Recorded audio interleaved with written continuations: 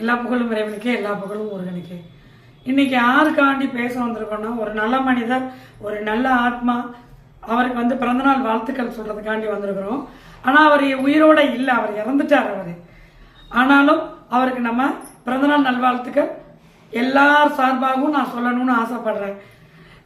அவருடைய பேர் விஜயகாந்த் அண்ணா. விஜயகாந்த் அண்ணா, உங்களுக்கு பிறந்தநாள் நல்வாழ்த்துக்கள் நான் சொல்லிக்கிறேன்.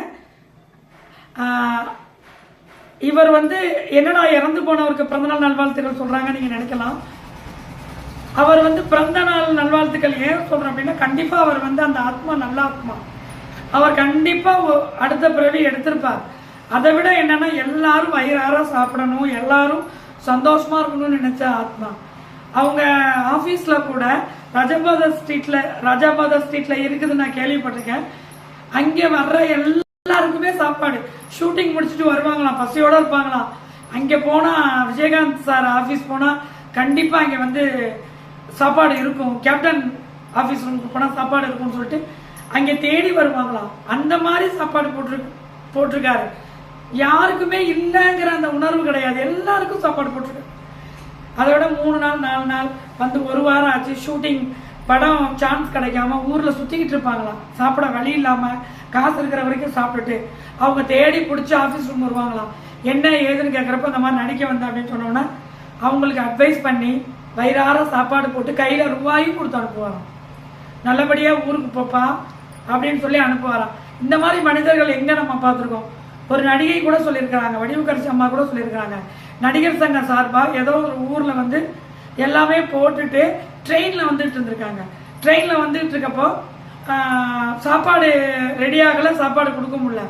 ட்ரெயின் கிளம்பிடுச்சு, எல்லாத்தையும் ஏற்றி கிளப்பிட்டாங்க. ஏன்னா அவ்வளோ ஆளுங்களையும் நம்ம ரெடி பண்ணி ட்ரெயின்ல ஏற்றி கொண்டு வரணும், பெரிய விஷயம். அப்ப என்ன பண்ணிருக்காரு, ஒரு ஆளை அனுப்பி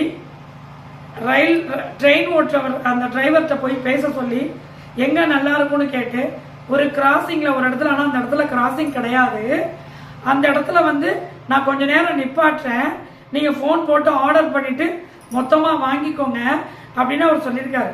அதே மாதிரி ஆர்டர் போட்டு கொஞ்சம் ஒரு 10 நிமிஷம் 1/4 மணி நேரம் நிப்பாட்டி அவ்வளோ பேருக்கு ஃபுட்டு வாங்கினாங்க. வாங்கி எல்லாருடைய பசியை கொடுத்தாரு. எல்லாருடைய பசியையும் தனிச்சாரா. எவ்வளோ பெரிய விஷயம். இப்ப பாருங்க, அவருடைய சமாதியில கூட வர்ற எல்லாருக்கும் சாப்பாடு கொடுக்குறாரு. வெளியில எத்தனை பேர் பொழைக்கிறாங்கன்னு நினைக்கிறீங்க? பெரிய விஷயங்க.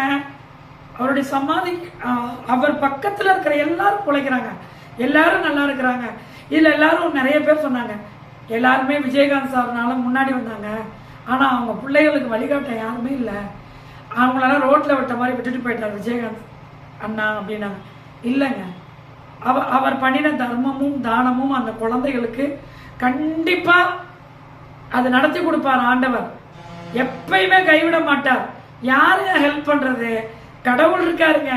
விஜயகாந்த் சகோதரரை விட ஒரு படி மேல கடவுள் வைப்பார். அதனால எனக்கு விஜயகாந்த் அண்ணனுக்கு பிறந்தநாள் வாழ்த்துக்கள் சொன்னதுல எனக்கு மனமார்ந்த நன்றி, மகிழ்ச்சி. நீங்க எங்க பிறந்திருந்தாலும் விஜயகாந்த் அண்ணா 100 வயசுக்கு நல்லா இருக்கணும். தான தர்மங்கள் சகல உயிர்களுக்கும் செஞ்சு மென்மேலும் இந்த நாட்டை சுபிட்சம் அடைய வைக்கணும். எல்லாம் நீங்க பெரிய ஆத்மாக்கள், நல்லதை பண்ணுவீங்கன்னு நம்புறேன். நன்றி, வணக்கம்.